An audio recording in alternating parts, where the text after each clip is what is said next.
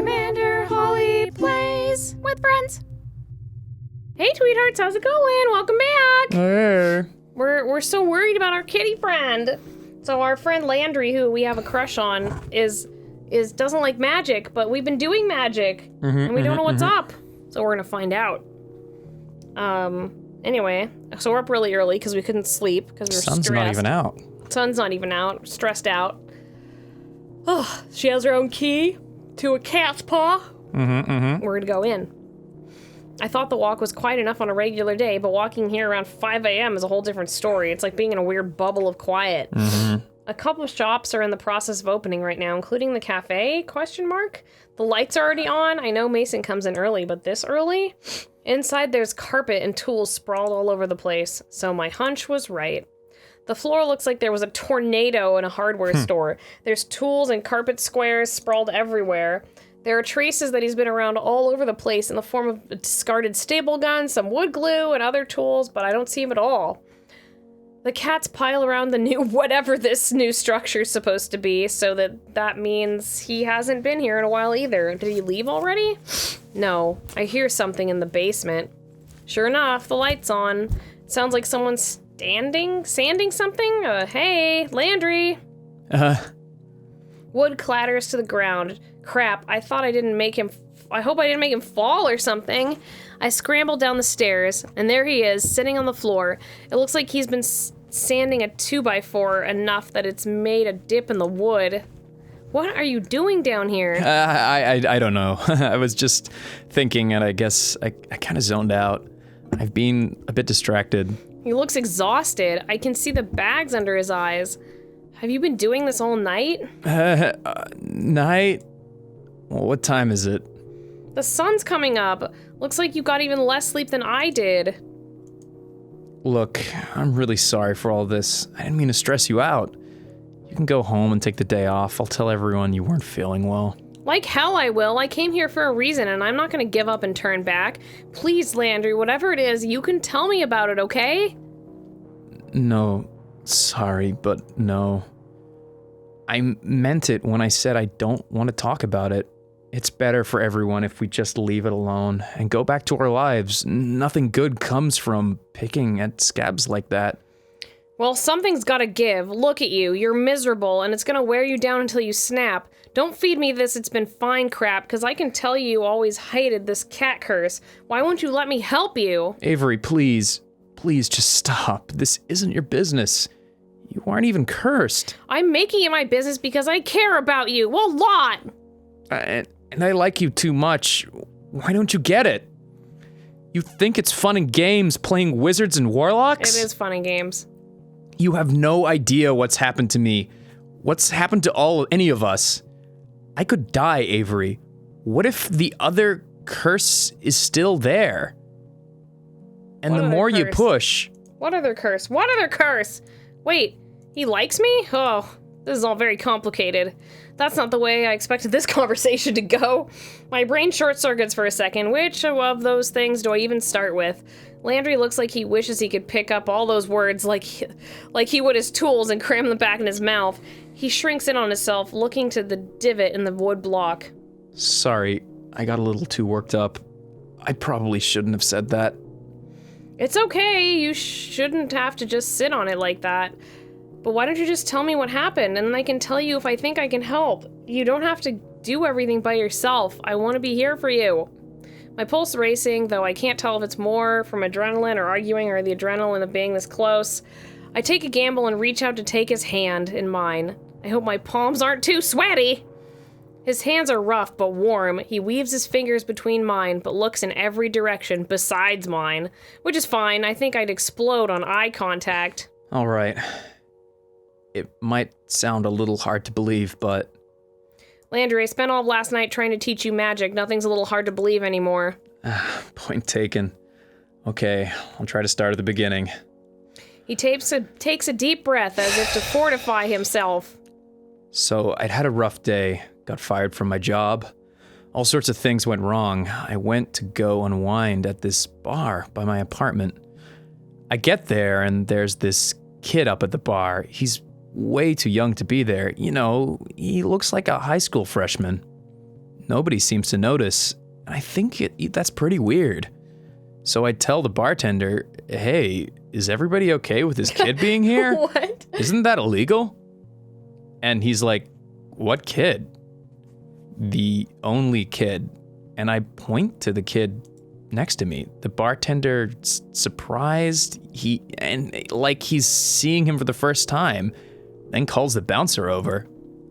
Meanwhile, the kid is furious, starts shouting at me about breaking his glamour or something.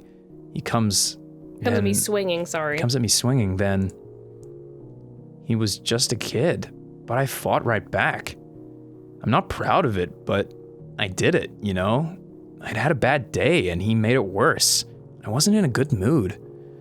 Jeez. I swear, I'm not someone who beats up high schoolers. I'm really ashamed of this.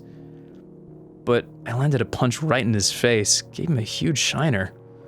I still regret it. He did attack you. Anyway, we both get kicked out. This kid's spinning mad, still shouting at me, telling me stuff like, your temper is going to kill you someday, and I'll make sure of it. He points right at my chest and then says he's putting a curse on me, says that if I lose my temper at someone again, my heart will explode. It sounds ridiculous, right? But my chest starts hurting, and it doesn't stop. It's like it catches on fire. So I ran. I didn't know where I was gonna go. I just had to get away. It's funny, while I was freaking out, I ran into Graves. I had no idea who he was, but he was really nice and soothing. Asked me what was wrong, gave me a bottle of water, and all that. He said I reeked of magic, and he could see what the kid did to me.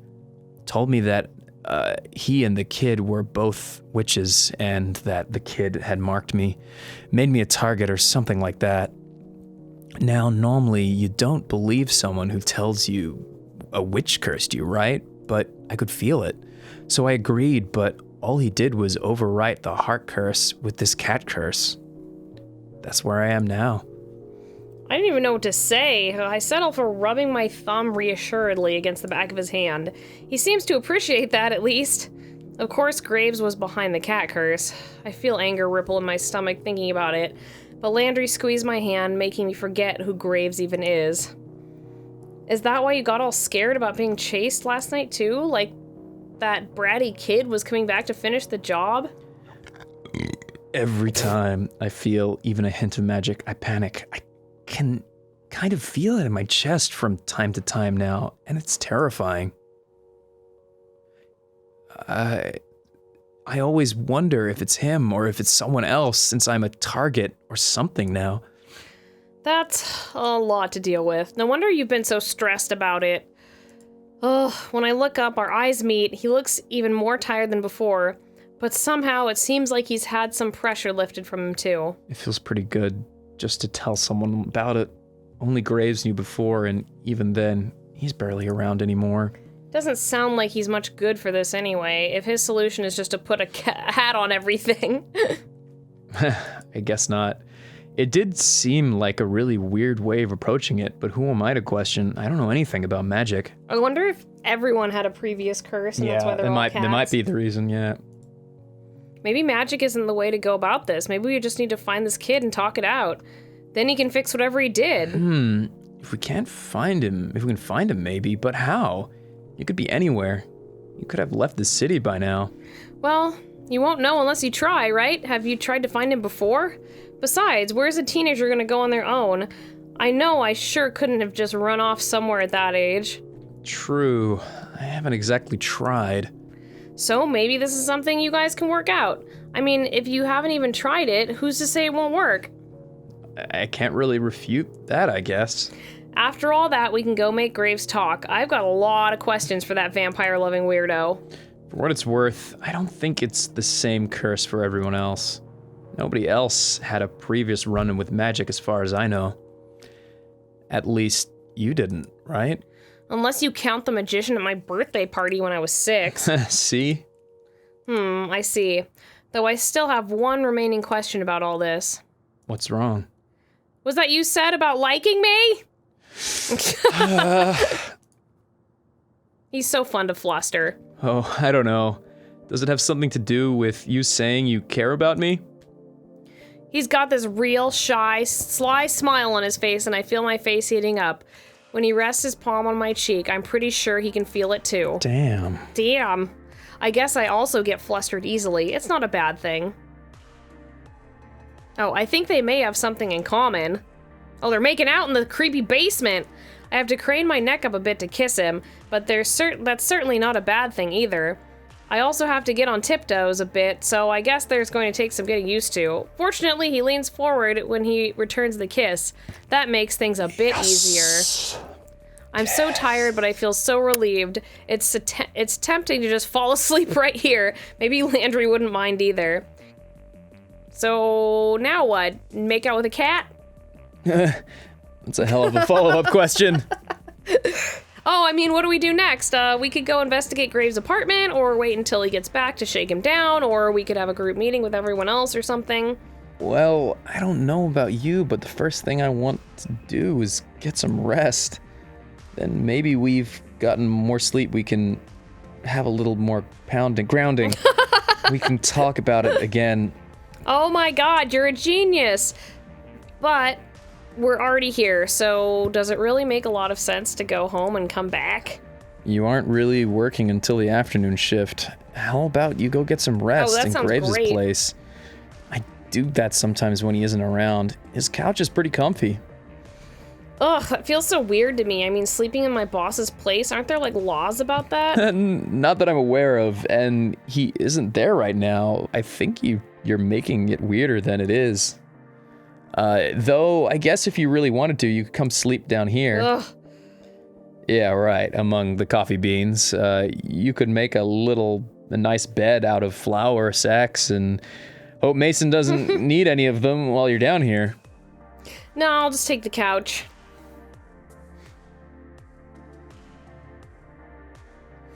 Mason's here when we head back upstairs. She raises an eyebrow at us and turns back to her prep work. Oh, hey. Hope we didn't startle you. None of my business. I can help with some of that if you like.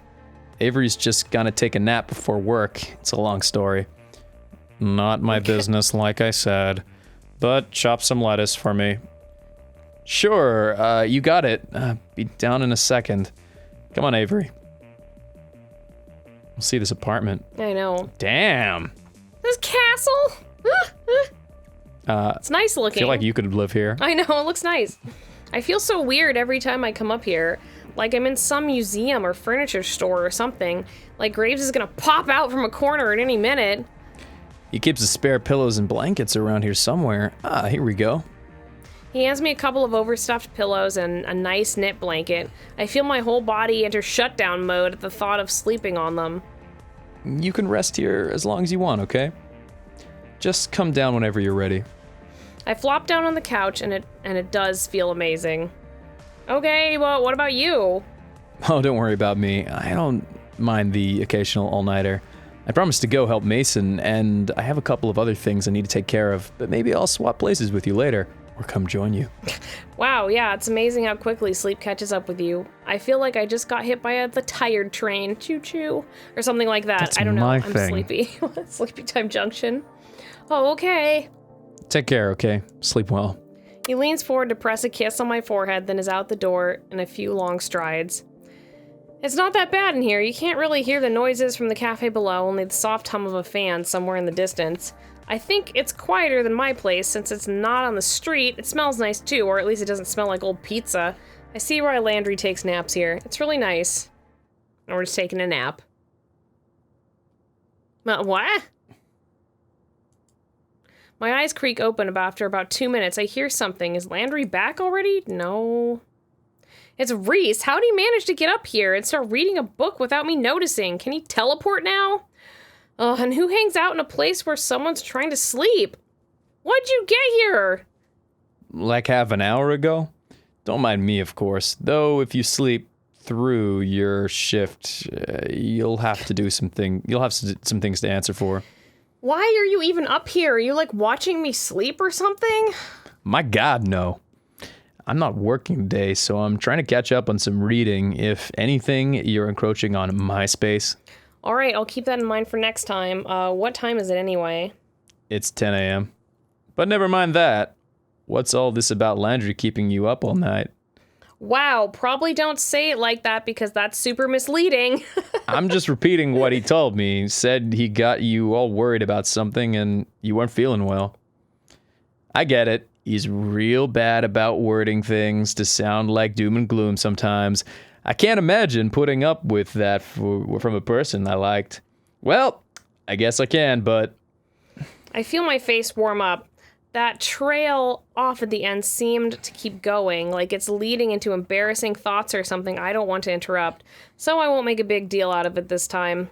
I might as well stop being flustered every time someone says something about it. News travels fast around here. I bet the entire cafe knows by now. Damn, 10 a.m. though. I really passed out for a bit there. How's everything going? How's Landry? He looked so beat up this morning. Who knows? I haven't seen him since I got in. He went off somewhere to run some errands or something. He said he had something to take care of. Oh, okay. Wait, errands? He's a cat. Landry knows what he's doing, so I don't think you need to babysit him. Unlike you. I don't need to babysit him. Anyway, he looked determined about it, and who am I to get in his way? Something to take care of. That leaves a weird feeling in the pit of my stomach, especially after everything we talked about this morning.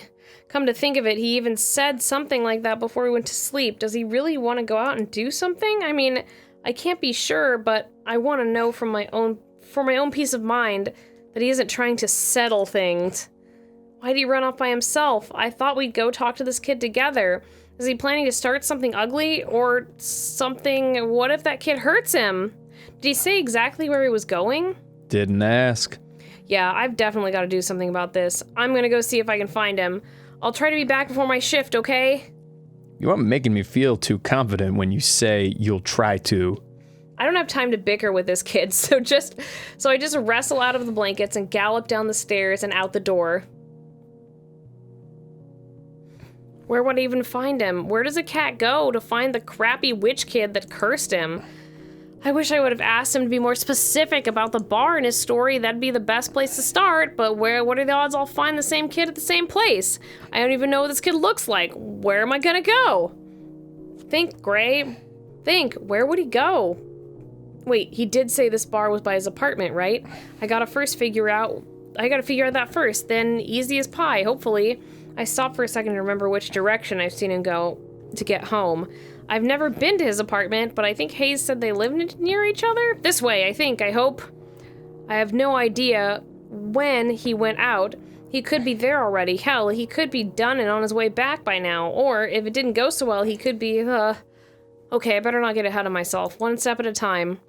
Figuring out where I am is probably a good start, though I was heading in a direction that seemed approximately like where I think I've seen him go home, but I have no idea where I am now.